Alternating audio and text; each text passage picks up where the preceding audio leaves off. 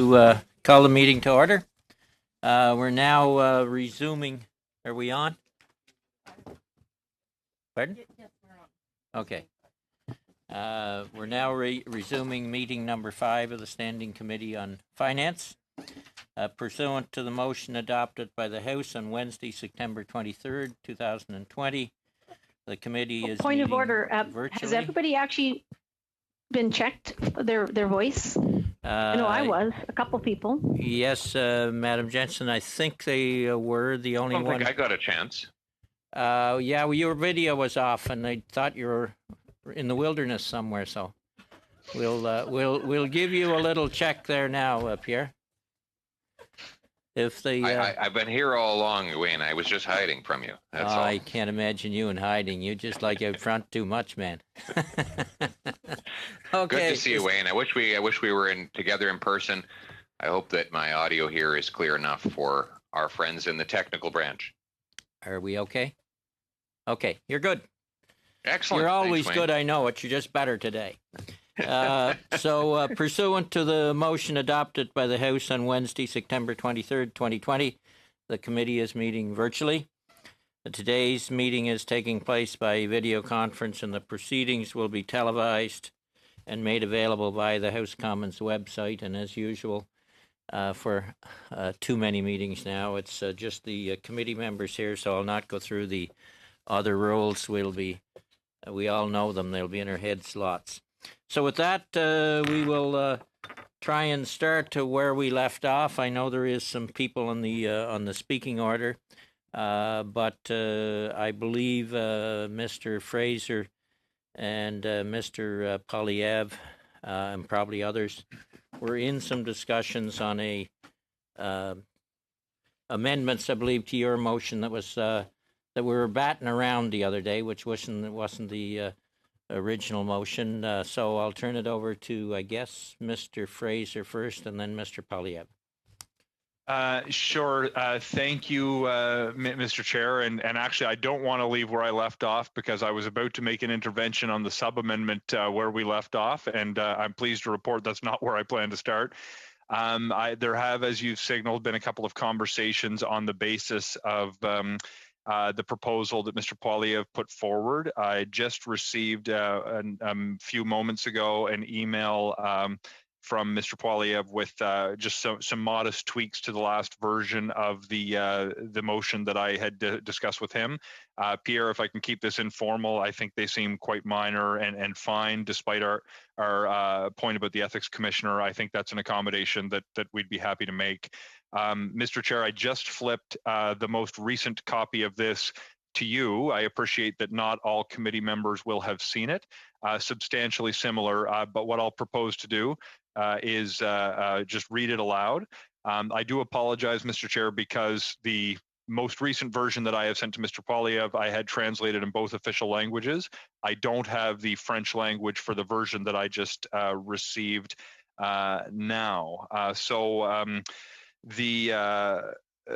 Sorry, I'm just got a little technical issue here. Sorry, I've got too many things popping up on my phone at once. But I'll read it in a moment. Okay, so and Pierre, for what it's worth, I'm reading directly from the email that you've sent to me, Pierre. That the committee temporarily set aside the motion relating to the point of privilege put forward by the member for Carleton on October 8th, 2020, and the subsequent sub-amendments moved by the member for Calgary Rocky Ridge and the member for Kingston and the Islands, and that the committee adopt all evidence. Just one moment. Sorry, Pierre, can I ask just a point of clarification before I continue reading this? I thought for some reason there was an amendment put forward by, I thought it was Mr. Julian, not the member for Calgary Rocky Ridge. Has that been changed, or is that to reflect what's actually taken place? I want to make sure we're parking the entire debate on the privilege motion we've been dealing with. Just it was Pat, Sean. Okay. Okay. Thank you. That's what no, thank you. Okay, I'll continue. The member for Calgary Rocky Ridge and the member for Kingston and the Islands, and that the committee adopt all evidence heard in the first session of the 43rd Parliament during the committee's study on, quote, government spending, comma, we and the Canada Student Service Grant, end quote, semicolon, and that the committee order that by November 24th, 2020, the government will provide the parliamentary law clerk with all documents as originally requested in the July 7th, 2020 motion moved by the member for New Westminster Burnaby without any redaction, omission, or exclusion, except as would be justified in sections and subsections 69 sub 1 through 69 sub 3 sub B sub 2 of the Access to Information Act, that the information remain in the office of the law clerk and parliamentary counsel and be used exclusively by him to determine the government's compliance or non-compliance with the July 7th motion, and that the clerk of the Privy Council and the Conflict of Interest and Ethics Commissioner appear no later than November 25th, 2020 to discuss, quote, cabinet confidence, end quote, exclusions to public disclosures, and that the law clerk testify before the committee regarding documents received from the government pursuant to this motion to provide his views on the government's compliance or non-compliance with the July 7th motion. As I said, Mr. Chair, substantially similar to the version that Mr. Poilievre pitched. Point of order. Some accommodations to draw a box around what the Point of order. Just can we let him finish and go to the point of order, or do you want to No, the point of order is actually that he read it smoothly a second time. Yeah, we'll so that we can actually track. We will actually get him to read it again, but we'll let you finish first, Sean, and then come back to read it slowly again. We'll hear from Pierre first, and then go back to read it slowly, if we could. Certainly, and of course, before I finish my minor submission and read it again, I would be quite happy for to give members an opportunity to review it if the clerk could circulate this version of it. But substantially, I was going to say it's very similar to Mr. Poilievre's motion yesterday. The only significant change from our perspective was drawing a bit of a box around what the law clerk will do with the documents. But I think the motion explains it in a rather straightforward way. I will read it once more for the benefit of members. And here I go.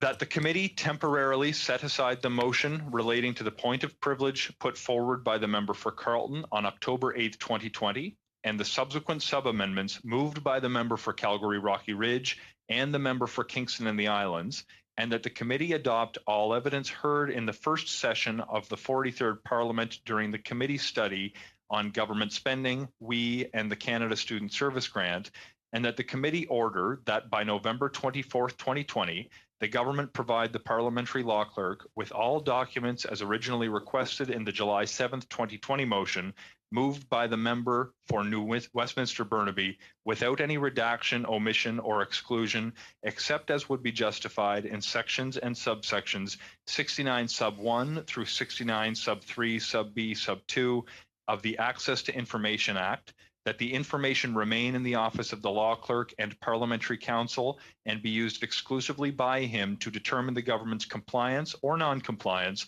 with the July 7th motion, and that the clerk of the Privy Council and the Conflict of Interest and Ethics Commissioner appear no later than November 25th, 2020 to discuss cabinet confidence exclusions to public disclosures, and that the law clerk testify before the committee regarding documents received from the government pursuant to this motion to provide his views on the government's compliance or non-compliance with the July 7th motion. Point of order. Just a quick question. Yes, Miss Jensen, go ahead. Yes, Mr. Fraser read that extremely fast still, and I'm just wondering, how are the translators doing? Because I can't hardly imagine that was easy to translate so that anybody would know what was going on in French. I don't know. I think there was. You don't have the text yet either? Okay. Then if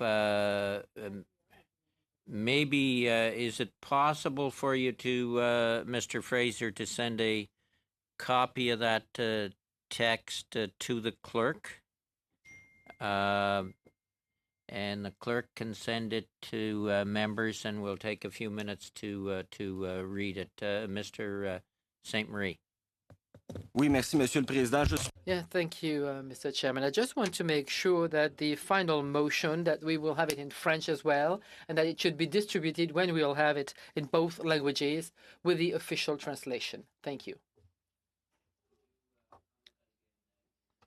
Oui, je disais que... Yes, Gabrielle was saying that I would like to ask that the motion be sent by email when we'll have the translated version as well. I got the original motion, and there's not many changes to it. So as soon as maybe we'll suspend for 10 minutes. Mr. Fraser, can you send the copy you have to the clerk?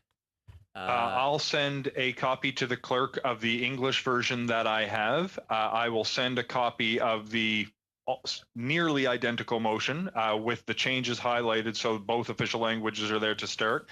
The clerk may have to interpret just a few of the words. Pierre, it's what you've added. And then I'd suggest that we resume from this suspension as soon as the clerk circulates the text of the motion in both official languages. Okay, that's what we will do. So we'll suspend. Sorry, one more point of order. Go ahead. I noticed it's extremely difficult for those that are working in French when these kinds of changes are made. And the Liberals have said over and over and over how committed they are to ensuring that French is going to be top of mind. And so I'm just a bit stumped why on earth we are not coming here with proper French translation. We saw that already this morning at Mr. Thériault in the Justice Committee. They were trying to force him to vote on an English amendment. I wonder. I think just to interrupt, Madam Jensen, Mr. Fraser sent copies of the full motion in both French and English. But of the original motion, correct? No. The one that him and Mr. Polyev were talking about.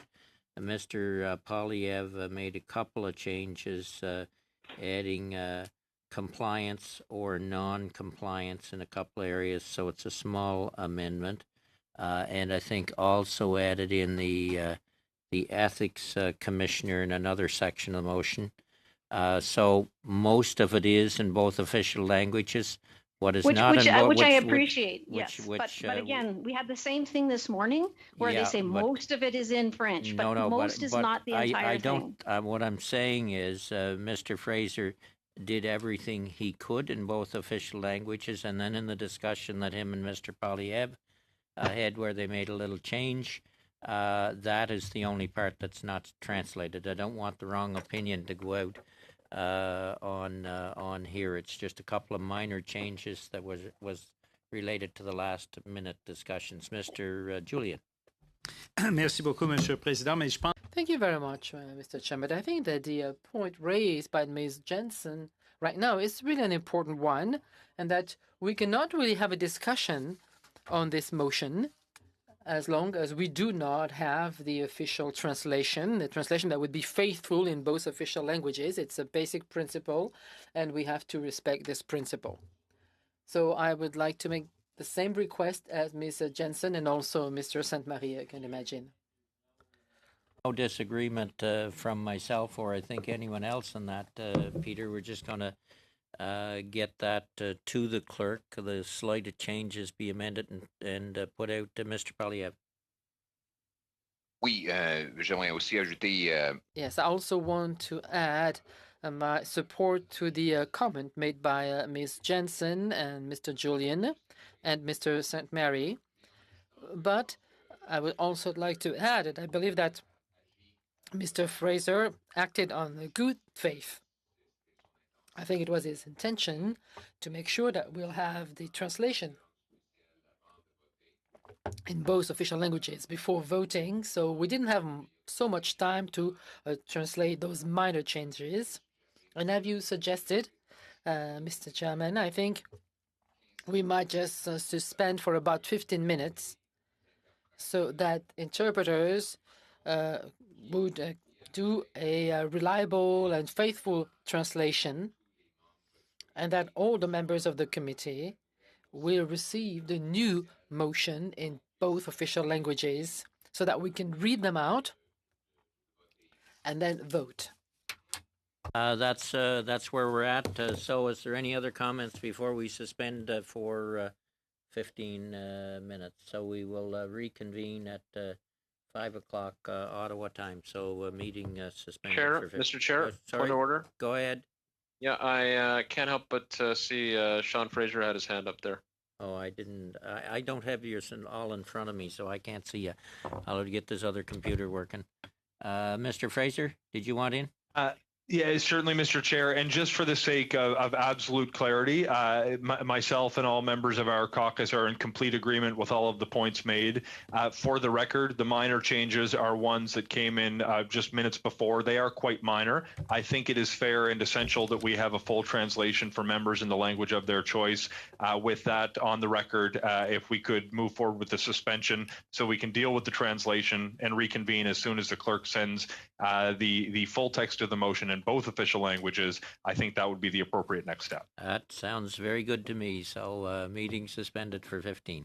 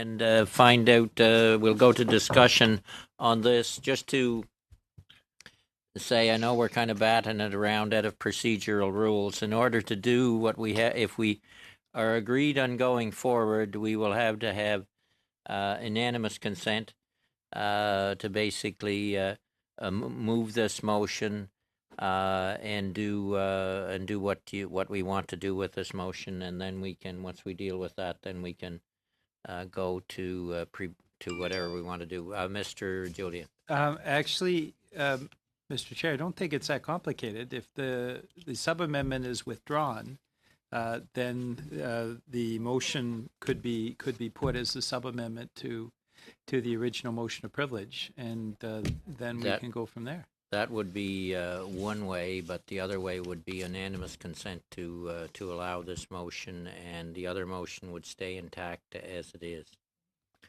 And I think that's probably where people want to go.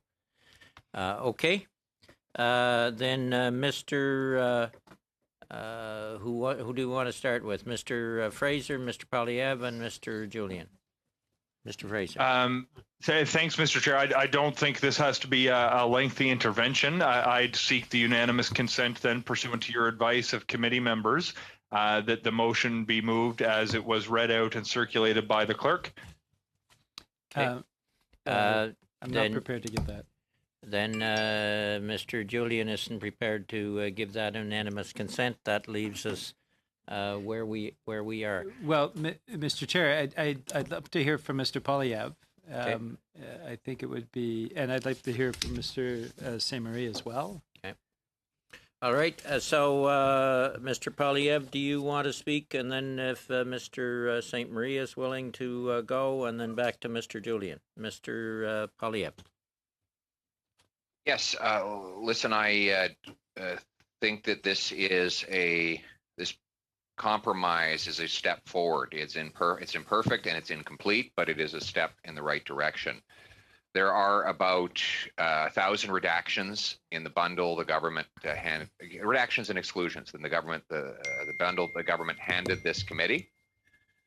This motion would require the government hand over unredacted and unexcluded about 55% of that material unredacted. So we would be removing black ink from about half of the pages that are currently covered up.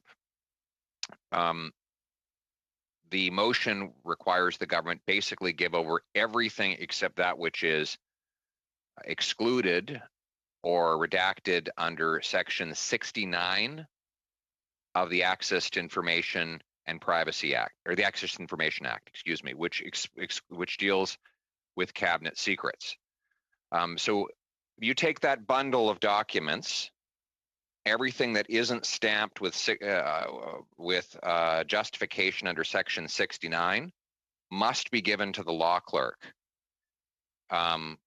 unredacted, for him to read. And that is the strict interpretation that I impose on this motion. If that is not honored, I reserve the right to reintroduce my point of privilege and resume talks on it.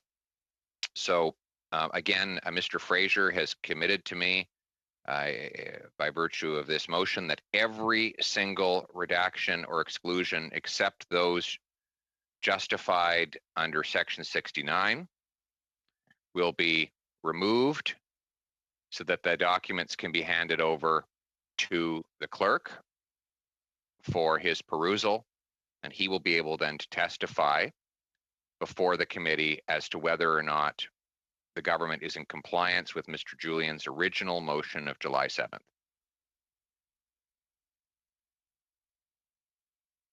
You're I think basically Mr. Fraser, do you agree with that statement?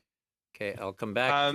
I'll come back to Mr. Fraser after I go to Mr. Gabriel, to Mr. St. Marie, Mr. Julian, and back to Mr. Fraser.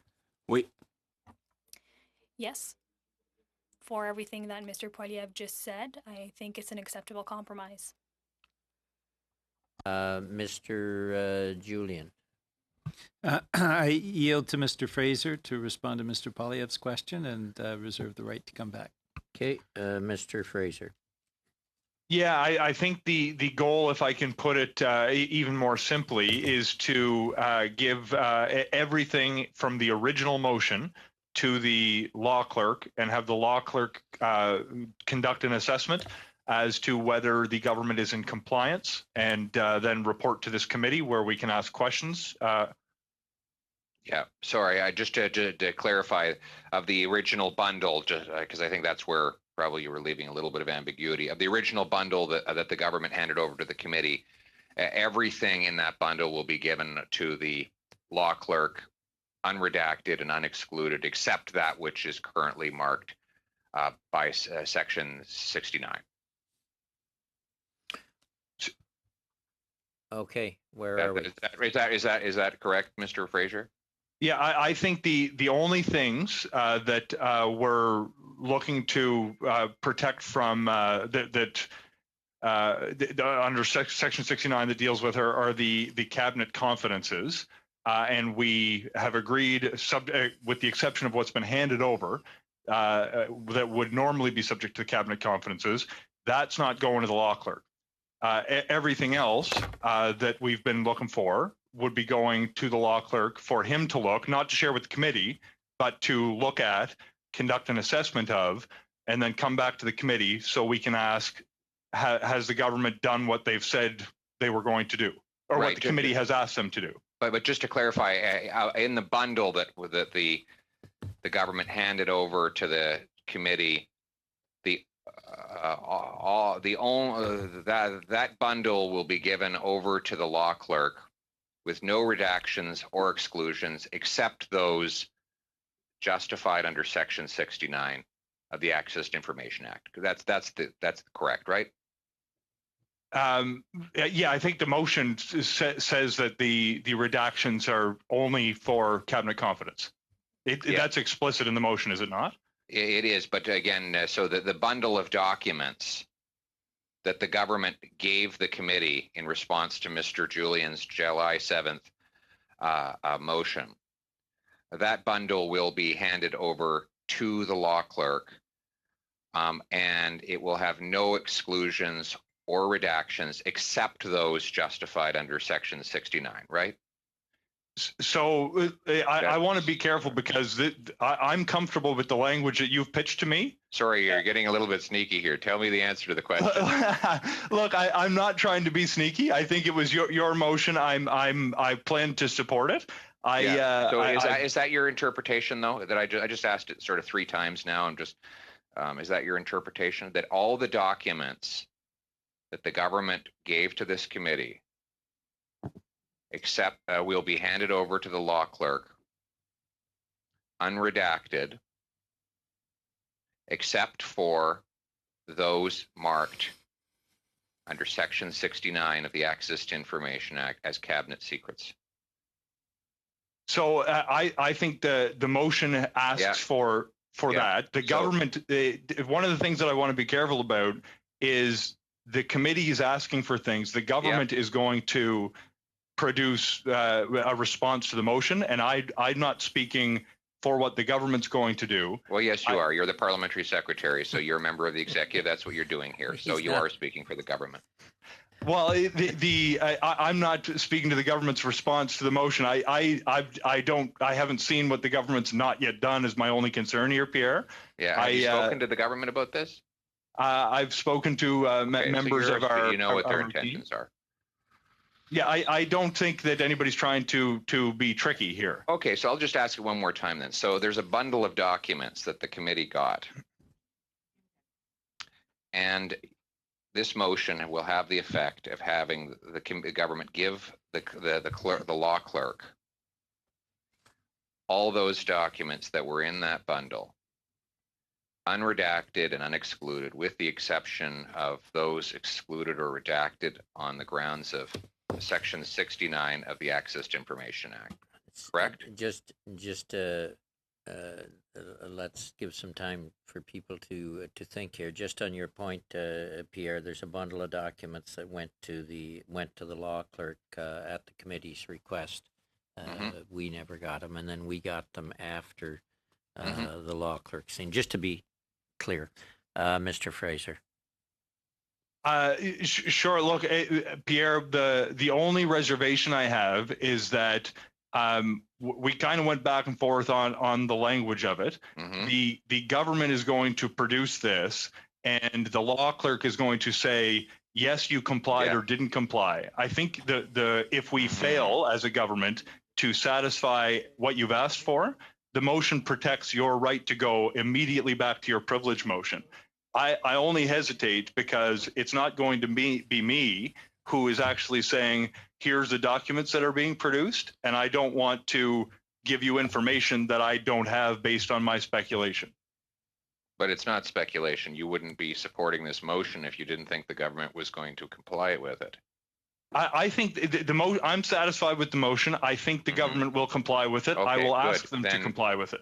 Right. And your intention here is that all redactions and exclusions, other than those justified under Section 69 of the Access to Information Act, will be removed in the submission that the government makes to the parliamentary law clerk. Yes or no? Sorry, Pierre, I feel like you're grilling me as the witness who's producing these documents. I think that's the whole purpose of having the law clerk come to tell us if the government's complied. So I'm comfortable with the motion that you've sent to me before this meeting, and that's where I would like to let the motion dictate, not to have me make representations on behalf of someone else who's going to be complying with this motion. Yeah, right. The motion and some late amendments to it, I might add. Mr. Julian. This is actually a key question, Mr. Fraser, and I understand you can't necessarily reply for the government, but it almost sounds like what will happen, what could happen, is that there will be a new list of pages of cabinet confidences that are excluded from a new batch. Because the question Mr. Poilievre asked was very specific. The 5,000 pages that we got, some of them excluded certain pages from cabinet confidences. Now you're saying that there will be a new batch prepared, and ultimately it's quite possible, because you're not the one doing the redaction, that we may find a different list of cabinet confidences. In other words, different pages excluded. This is really the crux of this particular motion. It only works if it's the same 5,000 pages with the same cabinet exclusions. It doesn't work at all if we're talking about a new mix of papers. And from what I gather from your responses, which you're honest, you're saying you can't guarantee that. But my concern is we're actually potentially having the documents redacted a second time with potentially pages added to the cabinet confidences that were excluded the first time. And that was the direct question that Mr. Poilievre asked that you can't answer. And I'm not criticizing you for that. You're being honest. But I'm worried about that fact. And I think that's the crux of the concern around this motion, is if we're talking about two different piles of paper, we're no further ahead in terms of getting to the bottom of what we requested in July. Mr. Fraser, I'm just reading this motion over again, and I don't think, Mr. Julian, if you read the motion closely, that the government can send a different batch of documents. We're really dealing with the same documents related to the motion. Mr. Fraser? Yeah, Peter, thank you. I don't think that is that's the case, and in fact, part of the motion brings the clerk of the Privy Council here to explain why the particular redactions were made. I don't anticipate this motion creates wiggle room for the government to use a different reason for the redactions than was given before. I only hesitate, as you pointed out, because I'm not going to, the government's going to respond to this motion, and then the law clerk will come and say, you've satisfied the motion or not.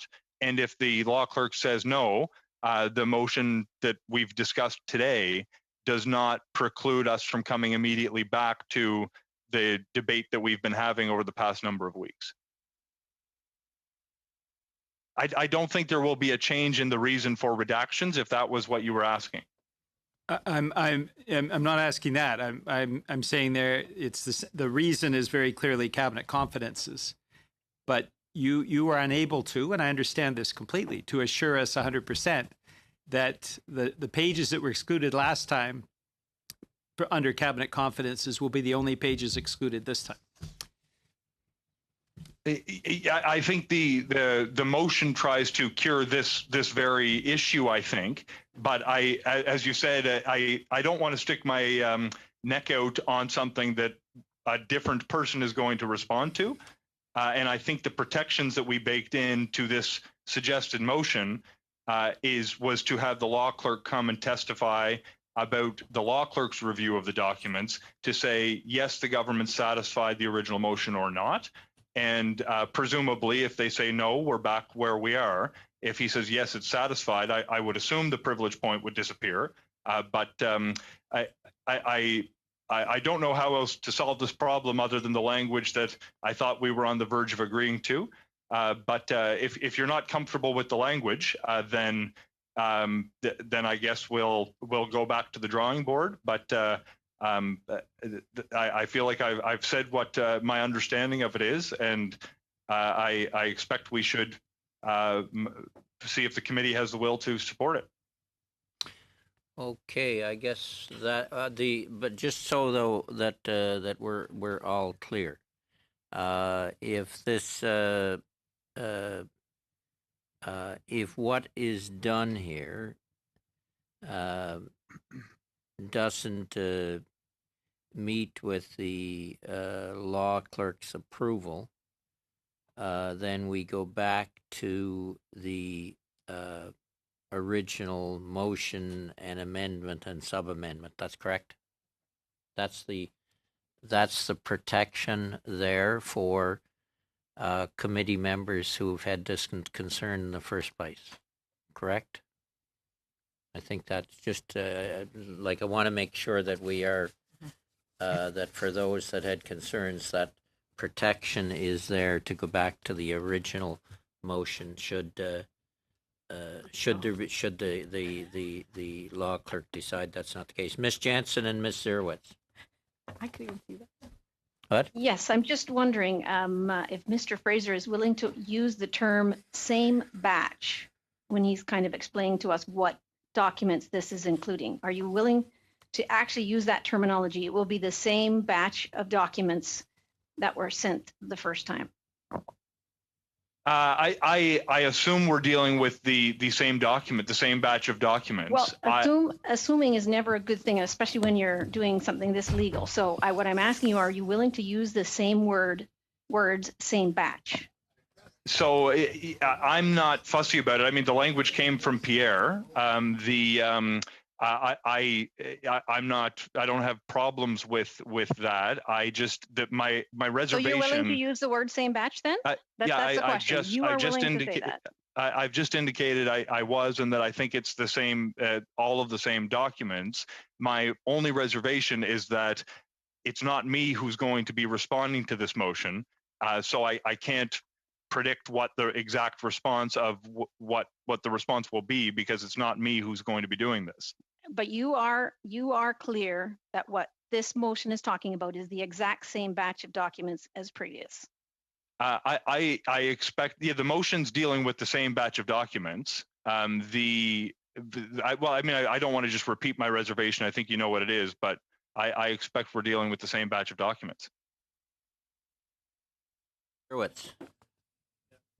Julie. Yeah, I mean, the only thing I'm going to add, and it was really in response to what you said, Mr. Chair, is that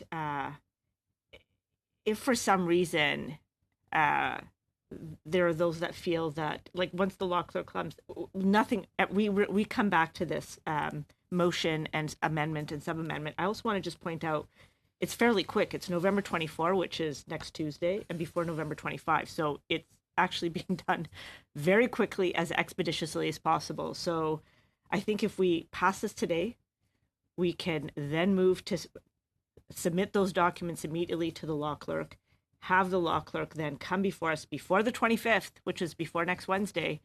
That is, and so we could then just proceed, because I know we all want to get to pre-budget consultations, and I think Mr. Fraser's done an outstanding job in explaining sort of the motion, what was agreed to.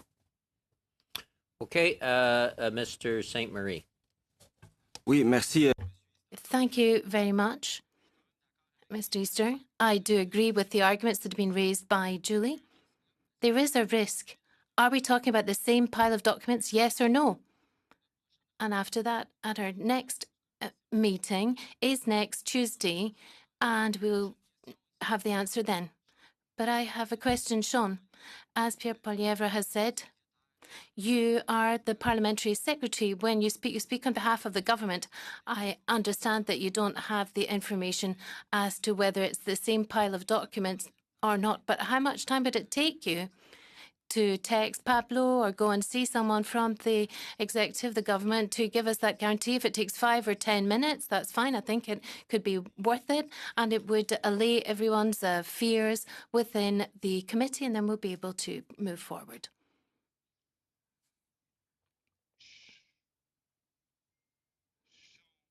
Sorry, Mr. Chair. Yeah, go ahead. So I think if I can simplify this, I think we're asking for the same batch of documents subject to the conditions that we've laid out in the motion that we've discussed. One of the issues that I have, Gabrielle, is that there's different batches of documents within the batch, if you'll pardon me, and each custodian of those documents is a different ministry. Each of those ministries will have to respond to the motion for the documents that are within their custody. I'm not trying to be tricky. I just I don't want to start speaking for the person who's going to be responding and providing these documents in accordance with the motion. I expect that the government will satisfy the motion. If they don't, I think the safety valve that is baked into this motion is that we immediately come back to the point of privilege. I think I have a solution, and I'd be curious, Mr. Julian, Mr. Fraser, Mr. St. Marie, and whoever else has to comment on this. But we could simply say, including all the documents the government provided the law clerk in August. And that would simply guarantee that all the documents, so I could, I would read it them, and that the committee order that by November 24th, 2020, the government provide the parliamentary law clerk with all documents as originally requested in the July 7th motion moved by the member for New Westminster Burnaby, including all the documents the government provided the law clerk in August, be without any redaction, omission, or exclusion, except as would be justified in sections and subsections 69(1) through 69(3)(b)(2) of the Access to Information Act. So that would just clarify that the entire bundle is coming back, this time with all of the redactions removed, except for those justified under Section 69. So Pierre, can you just tell me what words you're adding? So you read a lot. I think most of that is already in the motion. I just was unclear what you said that was different than the existing motion. Okay.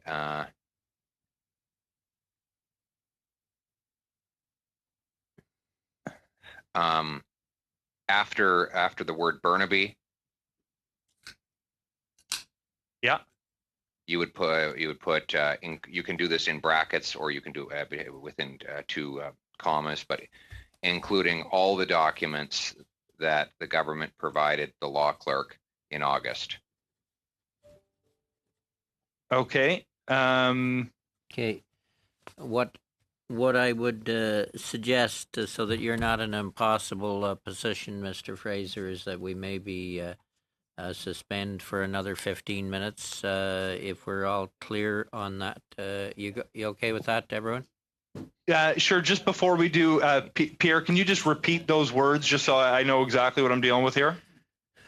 Yeah, including, so it would be after the member for New Westminster Burnaby, it would read, including all the documents that the government provided the law clerk in August. And then you would continue without any redaction, omission, or exclusion. So it would now read that the committee temporarily set aside the motion relating to the point of privilege put forward by the member for Carleton on October 8th, 2020, and the subsequent sub-amendments moved by the member for Calgary Rocky Ridge and the member for Kingston and the Islands, and that the committee adopt all evidence heard in the first session of the 43rd Parliament during the committee's study on government spending, and the Canada Student Service Grant, and that the committee order that by November 24th, 2020, the government provide the parliamentary law clerk with all documents as originally requested in the July 7th, 2020 motion moved by the member for New Westminster Burnaby, including all documents the government provided the law clerk without any redaction, omission, or exclusion, except as would be justified in sections and subsections 69.1 through 69.3b2 of the Access to Information Act, and so on. And the rest is completely unchanged. Okay, can you give me a few minutes just to look at this? Point of order. Yes, Mr. Julian. And I would just add, instead of as would be justified, as was originally justified by section. Just trying to think where of do the you wording. see that? Yeah. So what we're talking about is the same documents that were excluded as a result of cabinet confidences, as was justified. Just hold on. Where at in the motion is he talking, Peter? As we get to the exclusion, sorry, I shouldn't have shut that window. I like dealing with paper, not these units, to be honest. Yeah, I know. I hate it. As was justified originally by section 69.1 through 69.3b of the Access to Information Act. Oh, as would be justified. As was justified, right? You're saying We're talking about change the would be same to was. Yeah, as was justified originally. That's. I mean, I think the order then becomes very clear, both in terms of the original pile of documents, but also the original exclusions on the basis of cabinet confidences, and that certainly would make it very clear. I think on both counts. The change would be then with the with what Pierre put in, and then without any redaction, omission, or exclusion, except as was justified in sections, right?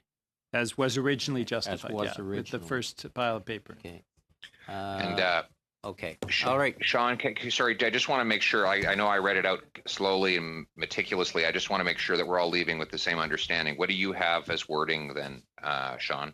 I was actually just going to ask because I got distracted when Peter made his submission, although I don't think that it's problematic. Is it possible for the clerk to just resend the full body with both Pierre and Peter's suggested changes to committee members?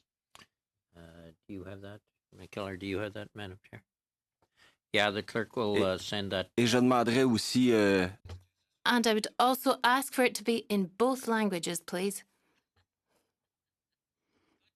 Gabriel.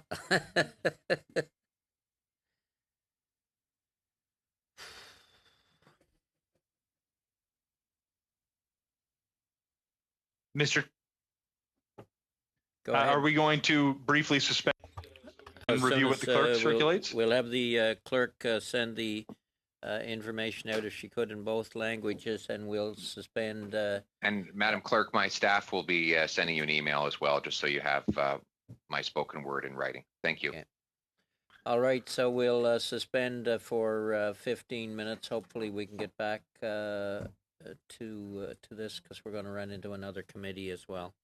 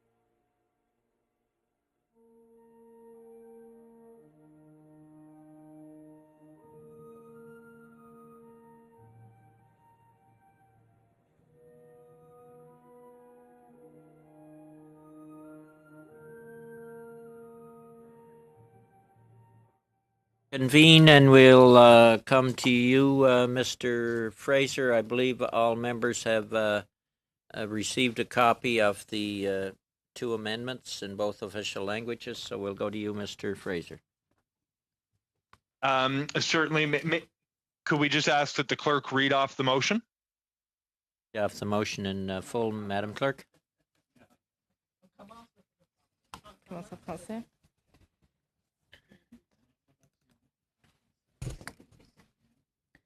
Okay.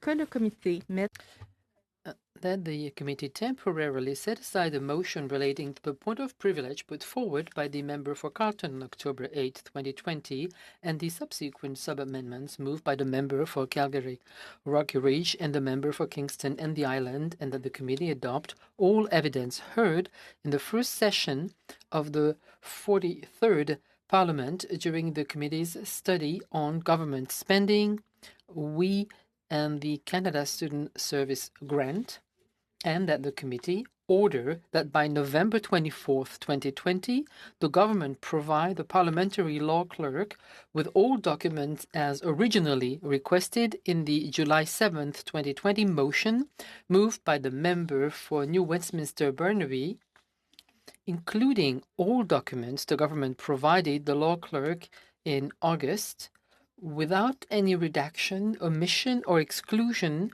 except as was justified originally in sections and subsections 69.1 through 69.3b of the Access to Information Act, that the information remain in the office of the law clerk and parliamentary counsel and be used exclusively by him to determine the government's compliance or non-compliance with the July 7th motion, and that the clerk of the Privy Council and the Conflict of Interest and Ethics Commissioner appear no later than November 25th, 2020, to discuss cabinet confidence exclusions to public disclosures, and that the law clerk testify before the committee regarding documents received from the government pursuant to this motion to provide his views on the government's compliance with the July 7th motion.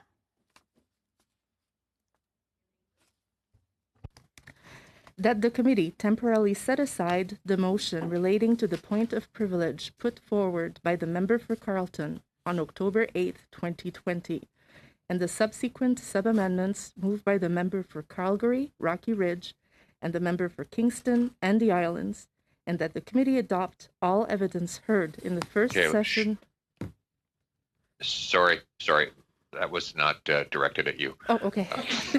Thank you. It heard in the first session of the 43rd Parliament during the committee's study on government spending, and the Canada Student Service Grant, and that the committee order that by November 24th, 2020, the government provide the parliamentary law clerk with all documents as originally requested in the July 7th, 2020 motion moved by the member for New Westminster Burnaby, including all documents the government provided the law clerk in August, without any redaction, omission, or exclusion, except as was justified originally in sections and subsections 69.1 through 69.3b2 of the Access to Information Act, that the information remain in the office of the law clerk and parliamentary counsel, and be used exclusively by him to determine the government's compliance or non-compliance with the July 7th motion, and that the clerk of the Privy Council and the Conflict of Interest and Ethics Commissioner appear no later than November 25th, 2020, to discuss cabinet confidences, exclusions to public disclosures, and that the law clerk testify before the committee regarding documents received from the government pursuant to this motion to provide his views on the government's compliance with the July 7th motion. Okay, there you have heard the motion, Mr. Fraser. Are you asking for... I have no comment. I think we've talked this one through, Mr. Chair. I'm ready for a vote. Okay, is there unanimous consent to go with this motion? I'd love to just hear from Mr. Polyev, puis Mr. Saint-Marie, just pour être certain. Okay, Mr. Polyev and Mr. Saint Marie, are you okay with this motion and unanimous consent? I assume if you're with unanimous consent, you're okay with it. I think this is a step forward, and it is a significant improvement. It will also let us get on to the committee's business. Okay. So I think this is the best we can do for now. Okay, Mr. Saint Marie. Pour moi aussi, c'est un. Yes, for me too, it is an acceptable compromise. I would like to add a new amendment. No, that's just a joke. Mr. Julian. Our committee is funny in both official languages. Yes, it certainly is. I think I'm reassured by the modifications that have just been accepted. And so I'm prepared to give consent as well. Okay, we have unanimous consent to deal with the motion, and then I expect we'll have to move on the motion, right? Okay, then all those in favor of the motion, Madam Clerk? Yeah, we better go with recorded division. All right. Mr. Fraser. Yep. Ms. Durowich. Mr. Garrettson. Yes. Ms. Koutrakis. Oui. Mr. Sims, I think. Yeah, Mr. Sims.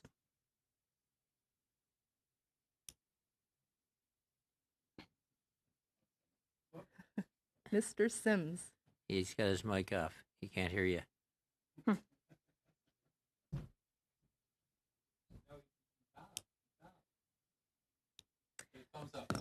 Thumbs up or thumbs down. Thumbs up if it's we. Yeah, okay. Okay, Mr. Sims, yay. Mr. Polyev. Yes. Mr. Falk. Yes. Ms. Jansen. Yes. Mr. Kelly. Yes. Monsieur Sainte-Marie. Oui. Mr. Julian. Oui. Thank you all. The motion is carried. Ms. Zerowitz, your motion, please. Oh my goodness. I just want to say this is a momentous moment. I'm glad I could be here for the beginning and the end. This is a momentous moment. I would like to once again, and I don't know, Mr. Chair, what the proper way of doing this. I would like to move a motion that is going to start off our pre-budget consultation. So I can read it out. It is exactly the same motion that was introduced on October 8th, other than the dates are updated. Do you need a copy of it, Mr. Julian? Be very helpful. Thank you, Ms. J'ai Zerowitz. la motion en... I have the motion in both languages with the clerk. Send it to you. So it's already been submitted en deux langues, bien sûr. And so then I will read it out. Do you want me to wait until everybody's received it? I could wait a minute. It's not substantially changed. Okay, from so the that original. pursuant to its mandate under Standing Order 83.1, the Standing Committee on...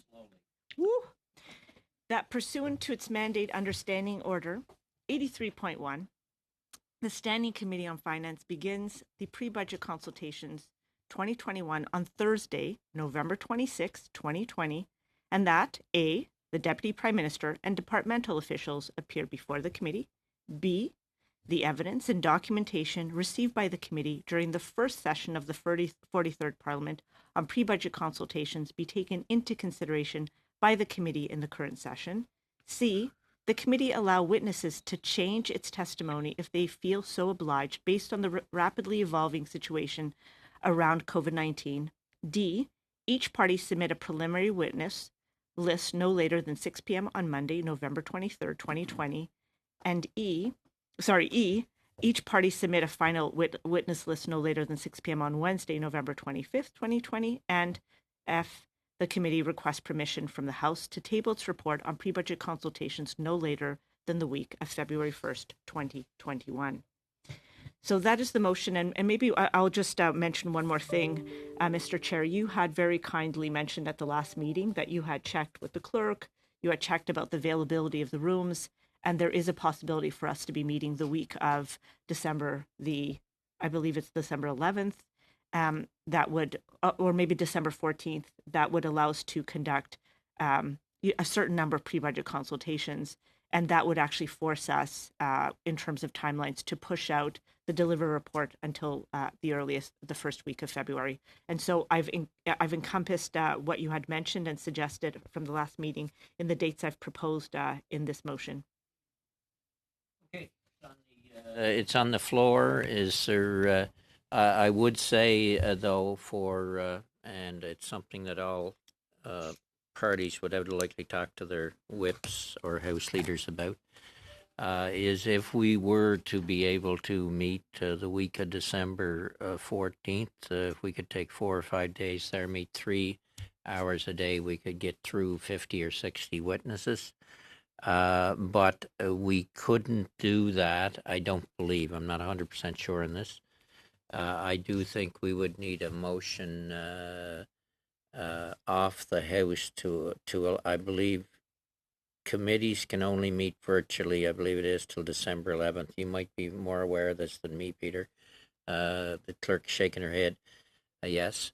That for us to be able to meet virtually and do that the week of December 14th, we would need permission of the House or the authority of the House in order to meet virtually. And so for everything to fall into place, that would have to happen. Peter, do you have anything you want to add?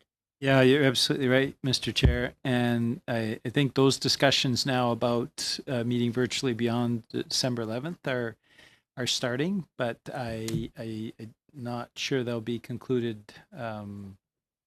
Hopefully in the next few days. I do agree with you that there's a couple of motions that have to go through the House on this, and so it's best for us to consult with our folks, our whips and our House leaders in each of the parties before we come back to discussions Tuesday. I'd also say that I think it's probably worthwhile over the next half hour just maybe to talk in principle about this approach, and I have some comments I'd like to make about that aside from the technical stuff.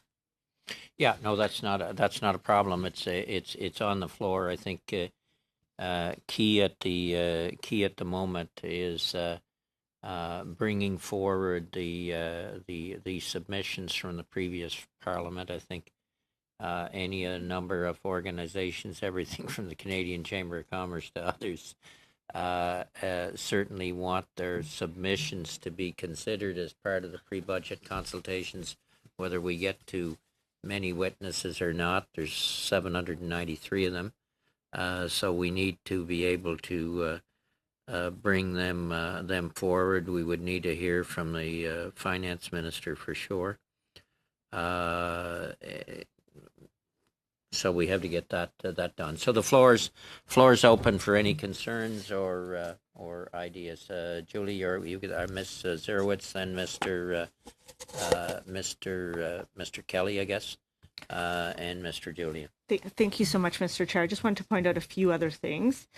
One is the reason I had sort of put in terms of beginning November 26 is so in addition to the fact that we just want to release the documents to the committee, that's one. I thought that was important, and you mentioned that. Two, the reason I sort of mentioned that we start sort of the on Thursday, November 26th, is just because I want to make sure that the motion that we have just adopted formally has the time to be able to. So, I mean, we basically have the next meeting, which is the 24th, taken. So that's the reason the 26th. In terms of the witness list, to me, it's just kind of as soon as possible. But I think, there's flexibility around those dates. And I just want to point out in terms of, in F, it says permission from the House to table its report on pre-budget no later than Tuesday, December 8th. So that means if we actually had to, there was no agreement and we had to submit it before December 11th, I'm not sure if that's even possible, and what we'd be able to do before then. But it doesn't preclude that actually happening. Sorry, it says, I'm looking at the wrong motion. It says to table the budget consultations report no later than the week of February 1st. So it doesn't preclude it actually happening in December if it actually has to happen that early. Anyways, those are my comments. sorry, Mr. Kelly, before I get to you, I forgot to mention that we weren't able to hear from the governor of the Bank of Canada, and he and I believe the deputy governor can come on November 26th, which just throws another little wrench into the ointment. But in any event, for pre-budget consultations, we pretty near need to hear from the governor of the Bank of Canada anyway, given the world situation. Mr. Kelly. Thanks, Mr. Chair, and absolutely, the Bank of Canada will be critical witnesses, as will the Minister of Finance, and I think in recognition that the Minister of Finance hasn't been to committee yet, that we should set aside probably minimum 2 to 3 hours with the Finance Minister. Just as far as how we handle the rest of this meeting, I wonder if we're sort of operating under the rubric of debate on this motion. Perhaps I don't know if it's easier if we just simply pass the motion, let it come to a vote, and we can devote the rest of the meeting to committee business, I'm just trying to figure out how to make this go smoothly. But if we're as debate on this, talking about witnesses, yes, the Minister, Bank of Canada, critical top priority witnesses that we need to hear from. Question. We can deal with the motion at any point in time, but if there's agreement to do that. But what the motion basically sets out is for parties to have their initial list this Friday. Is it? Initial list is Monday at 6 p.m. Okay, initial list Monday, and their final prioritized for next list Wednesday. on the next Wednesday, 6 p.m. And then the clerk can work from number 1 on down based on proportionality. Because if we're in a very short time frame, we're going to have to get some pretty critical witnesses in pretty fast. Mr. Julian.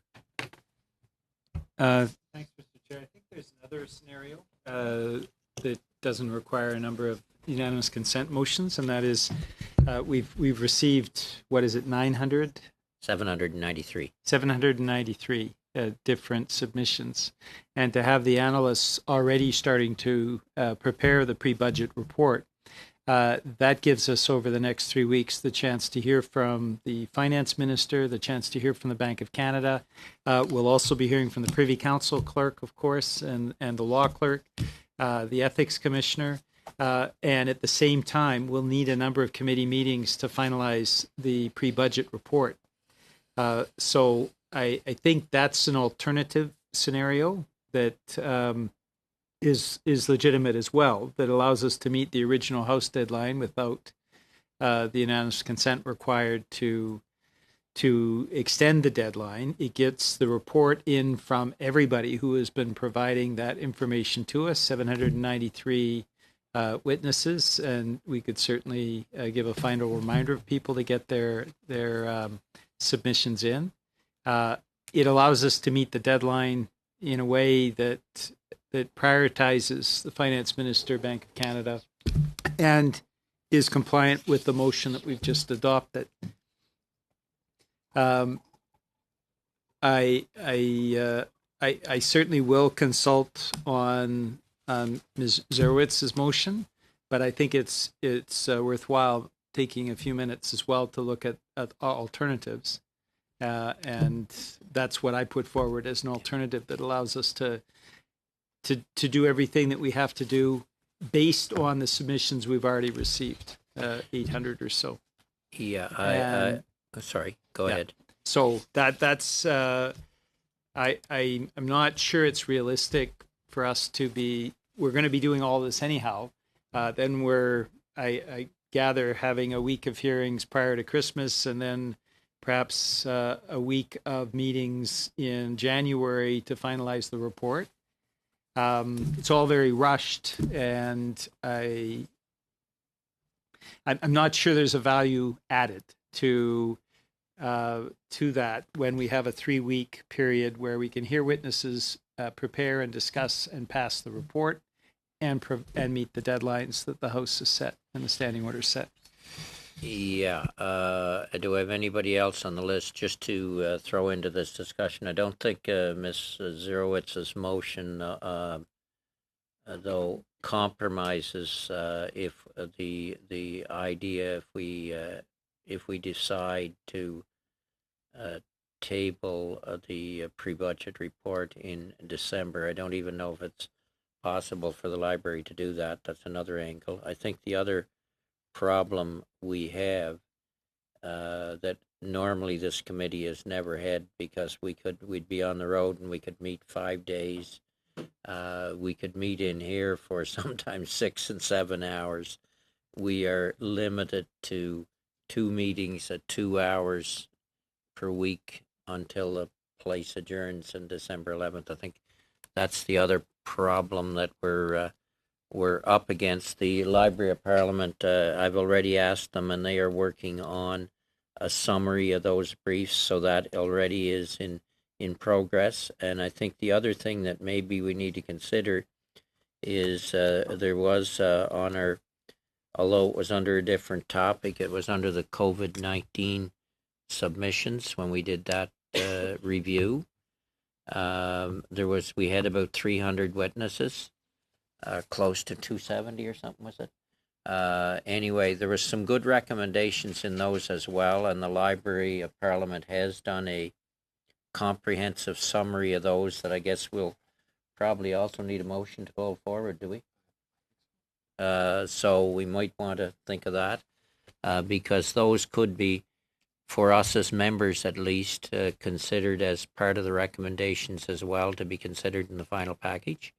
And I guess we haven't got that in the motion, but I think those witnesses came forward in good faith, although it was not on pre-budget, it was in COVID-19, but it very much relates to the issue where we are. So I think we probably need to add that in the motion, that the evidence for whatever the name of the subject title we were doing, COVID-19, should be also brought forward from the last of the Parliament and considered as part of the pre-budget consultations. So that's just where we're at. So could we add an amendment to that effect, so we have that to deal with as well? So after, so B is evidence and documentation received by the committee during the first session of the third Parliament on pre-budget be taken into consideration. Then the committee allow witnesses to change their testimony, which refers to B. And then I think C, then I could say also the evidence and documentation received by the committee during the first session of the 43rd Parliament on COVID. We'll get the right title. COVID related. I don't know how to say that. Be taken into consideration by the committee in the current session. Okay. All right, that sounds good. So the motion's on the floor. Is there any further discussion on the motion? Ted, did you want in? I see you looking hard into this camera there. No, I'm good. I'm just very attentive. Thank you for noticing. All right.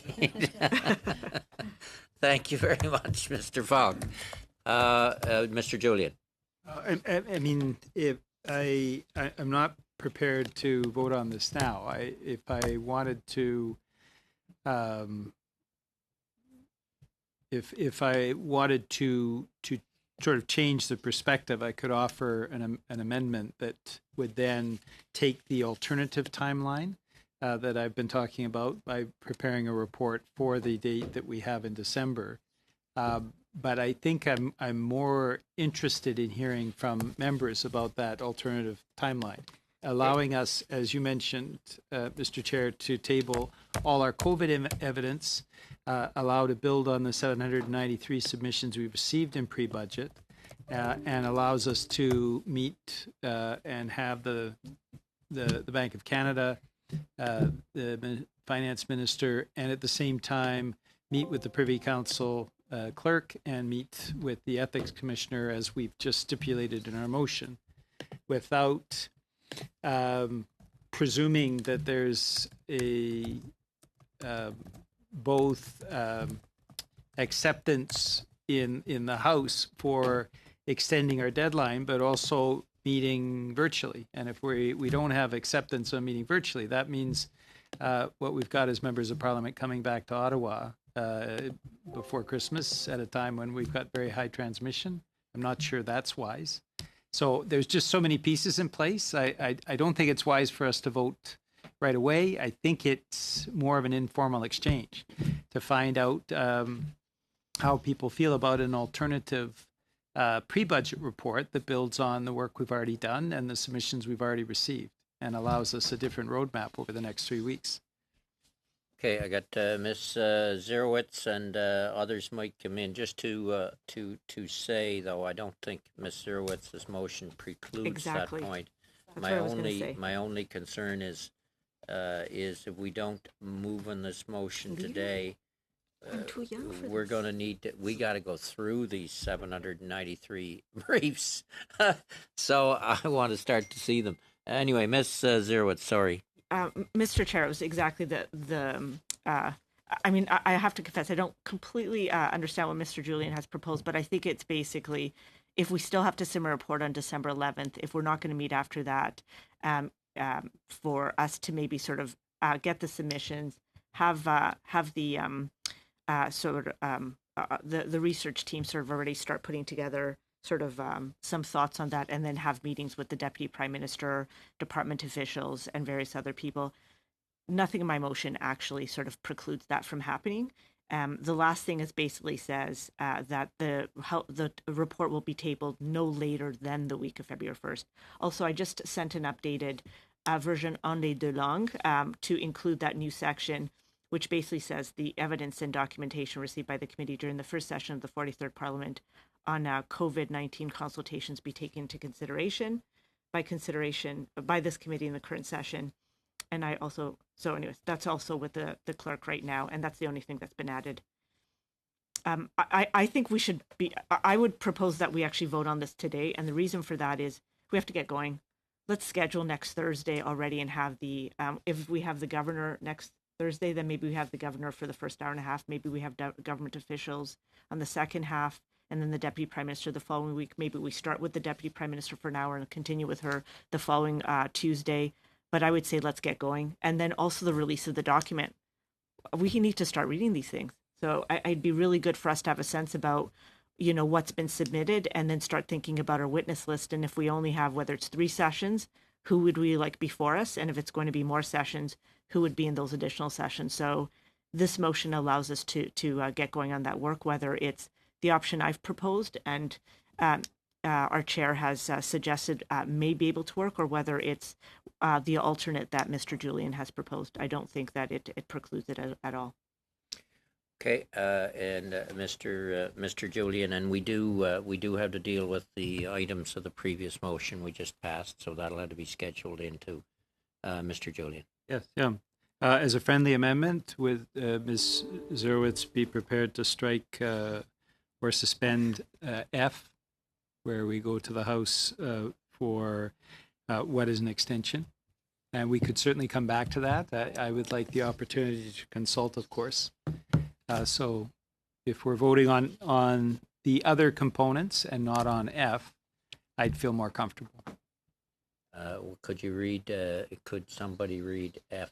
It's actually the new G, because I have added that section, Mr. Julian, around the evidence and documentation received by the committee during the first session of the 43rd Parliament on COVID-19 consultations be taken into consideration so it's now the new G. So it's what the G says is the committee requests permission from the House to table its report on pre-budget consultations no later than the week of February 1st, 2021.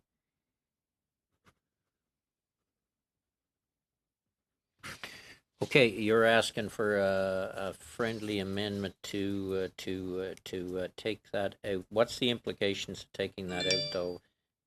Peter, we can come back to it next week. The Yeah, implication is just right now, if we pass the motion with that, then we're requesting of the House. And that's not only requesting that, but there are other discussions that are taking place around extending ability of committees to meet virtually. So by taking that out, I think it's more respectful for these other discussions. And we can come back to it next week under committee business.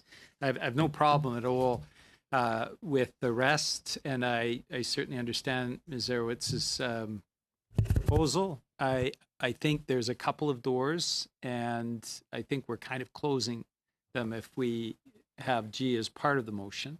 But if she'll accept just to take that out temporarily and we come back to it next week, then I would be much more at ease, and we could just get moving. Okay, Mr. Polyev.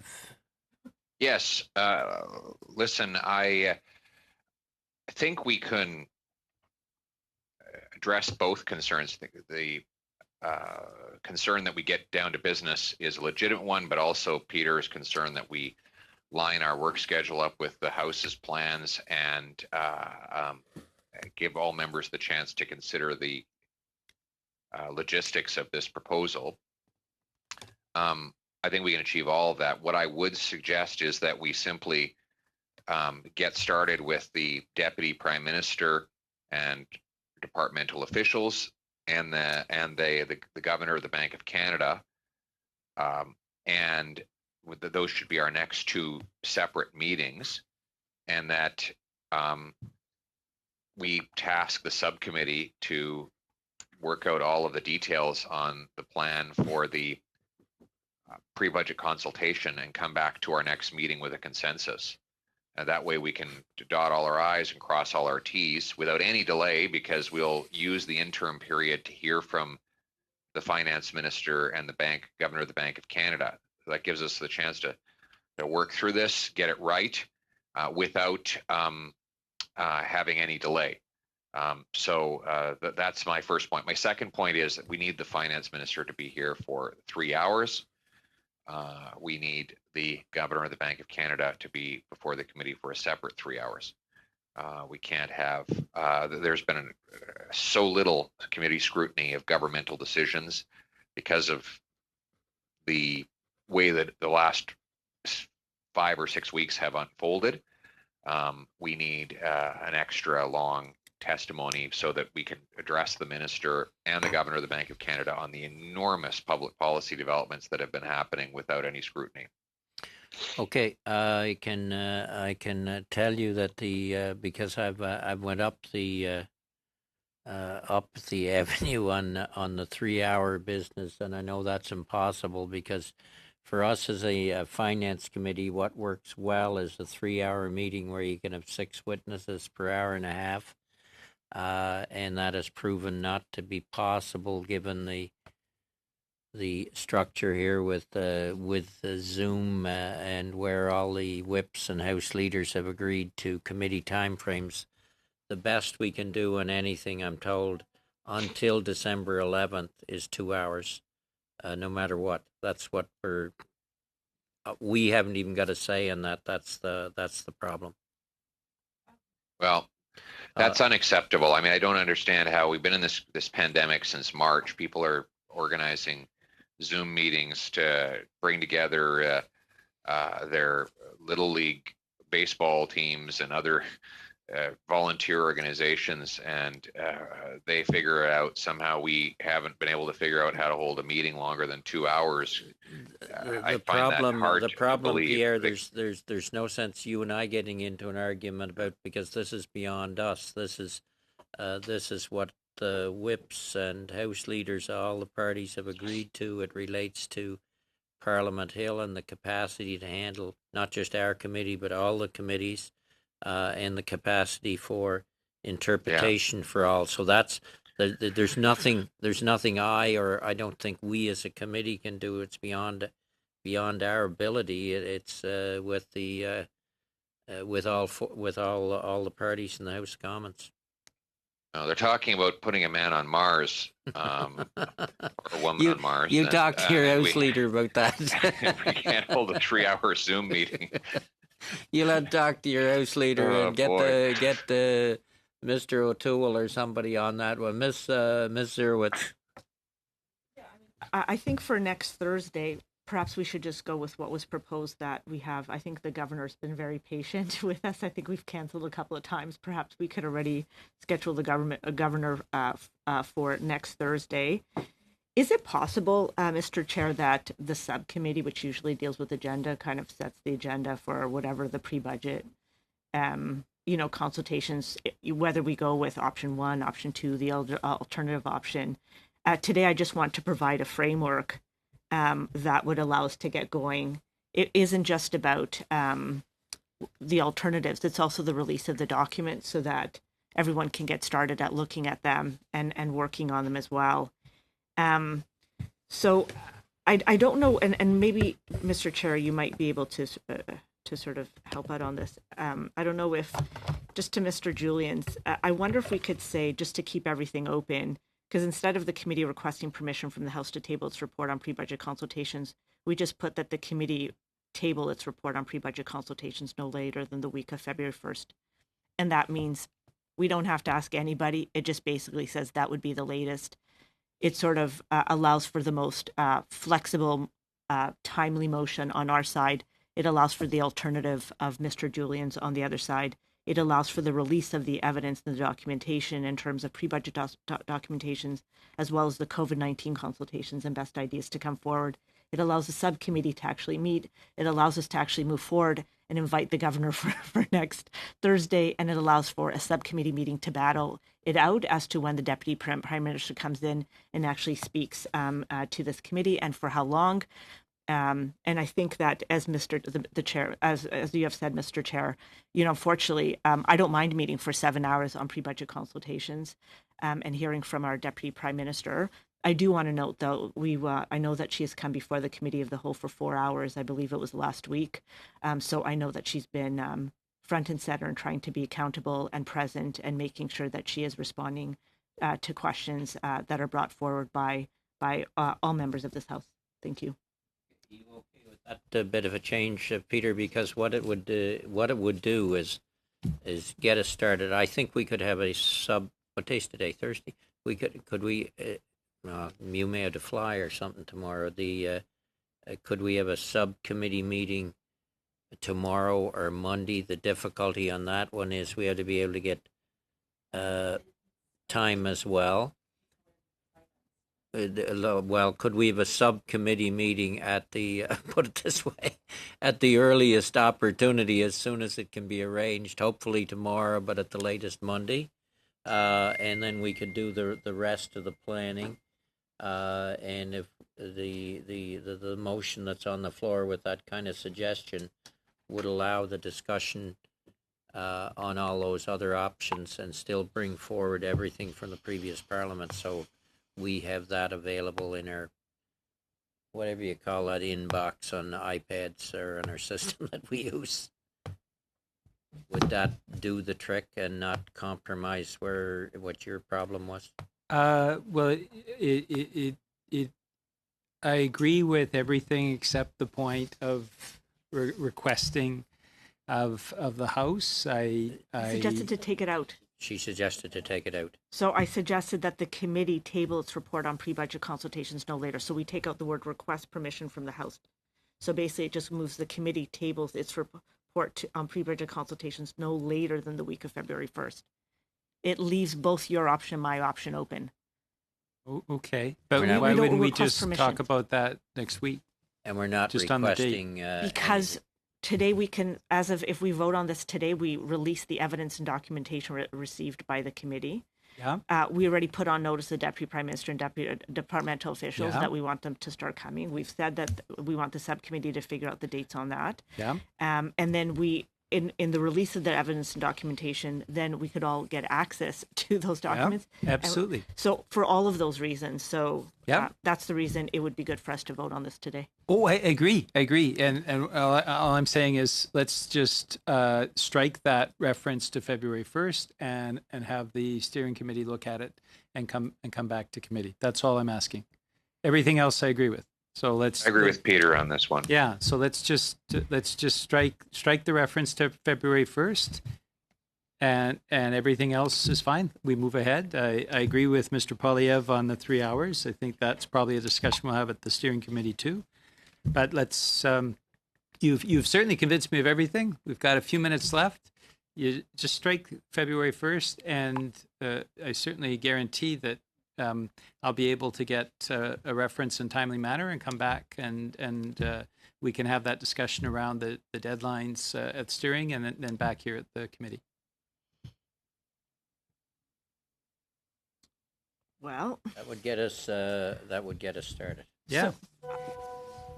Well, I'm okay with that. So that would be a friendly amendment if we eliminate G.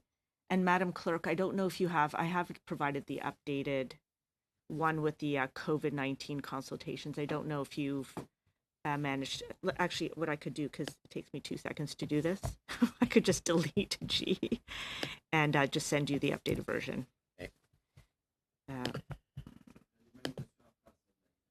Oh, wow. Okay. Okay, good.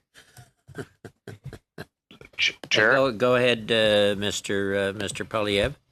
Yeah, so the only objection I have here is that we're calling for the Deputy Prime Minister and departmental officials here, and I understand we're doing that in this motion. So we pass this. I would like to specify that it is our intention to have her for 3 hours. So that we don't have one of these situations where they come back and say, oh, well, sure, we'd be happy to come in for an hour. And then they blow, as the old Bill Morneau used to do, he'd blow 15 minutes on his opener. And then he'd do a little bob and weave, and out the door he'd go without having addressed any of the real issues. We needed the minister for 3 hours. To make sure the record's clear, Mr. Polyev, the Bill Morneau never went 15 minutes at committee. We always held him to 10. He might have went 11 at one time, but I don't think he bobbed. Longer. I don't think he bobbed and weaved. Let's be fair. Each minute felt like 2. He always, I felt, answered your questions very directly.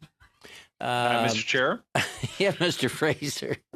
I think if we just get that through, make it clear that it's 3 hours, then we can all agree on this motion with the adjustments that Mr. Julian's made, and in the spirit of collegiality that has characterized this entire engagement, we can move on, arms locked. Yeah, I think I'm going to go to Mr. Fraser first, and then we'll come back to the motion. Mr. Fraser.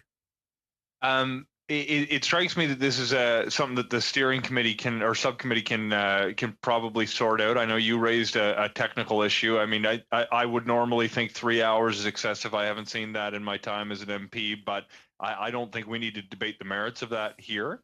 I think if this seems like the precise thing that the subcommittee exists for, to sort out this, plus the technical detail that you mentioned around meeting slots and time availability given the number of committees. Can we do the same thing on the timeline or on this time commitment for the minister's appearance that we did with the timeline for a report? Just deal with it at subcommittee rather than sort it out here. I think that's a fair suggestion. Okay, the motion is on the floor. We'll go. Madam G Clerk. is, we understand that the time frame is gone. I moved from version 2 to 6 today. So just so you know. We'll go to the vote on the motion. Madam Clerk, if you could do the go around. Mr. Fraser. Yes. Ms. Jarowicz. Mr. Fragiskatos.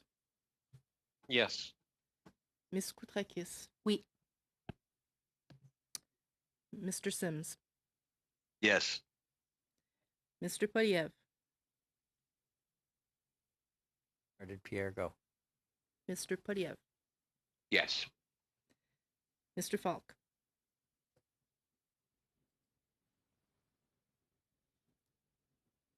Yes. Ms. Jensen. Yes. Mr. Kelly. Yes. Monsieur Sainte-Marie. Oui. Mr. Julian. Oui. Okay, the motion is carried, and just to inform members that we